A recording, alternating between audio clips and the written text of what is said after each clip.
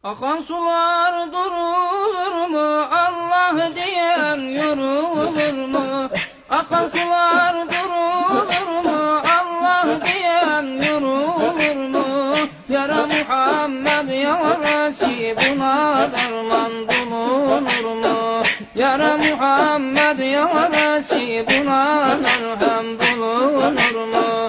Aman hay demeye geldim, hu deyip dönmeye geldim.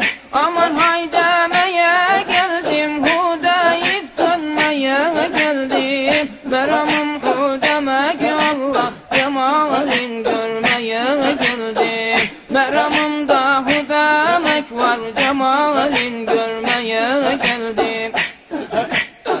Sular Allah diye akar, hep aşıklar ona bakar. Sular Allah diye akar, hep aşıklar ona bakar. Melekler hep yıkar yapar sabahın seher vaktinde. Melekler hep yıkar yapar sabahın seher vaktinde. Aman hay demeye geldim, hu deyip dönmeye geldim. Aman hay demeye geldim, hu deyip dönmeye geldim. Beramım hu demek Allah, cemalin görmeye geldim. Beramımda hu demek var, cemalin görmeye geldim. Sarı çiçek hazen olur, Allah diyen güzel olur. Sarı çiçek hazen olur, Allah diyen güzel olur.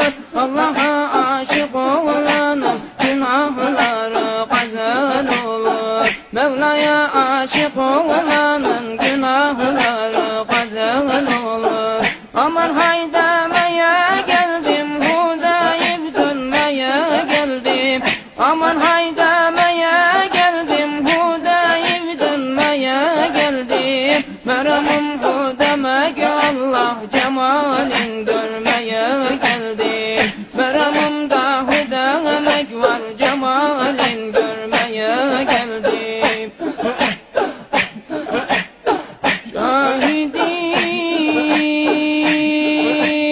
arzu semadır, bütün ecram ile aşıkım sıdk ile. Ben Hazreti Şah-ı Resul'e yaksada devunum beni bu hasret ile. Fakat yok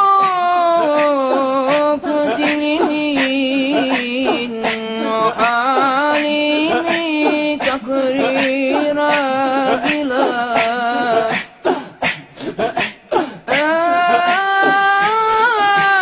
Ey badır sabah uğrarsa yolun semt-i harameyne.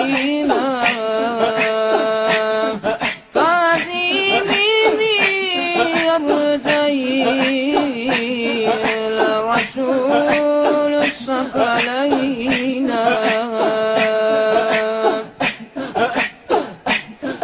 Bu günahkar gidişin son demi bilmem ne olacak.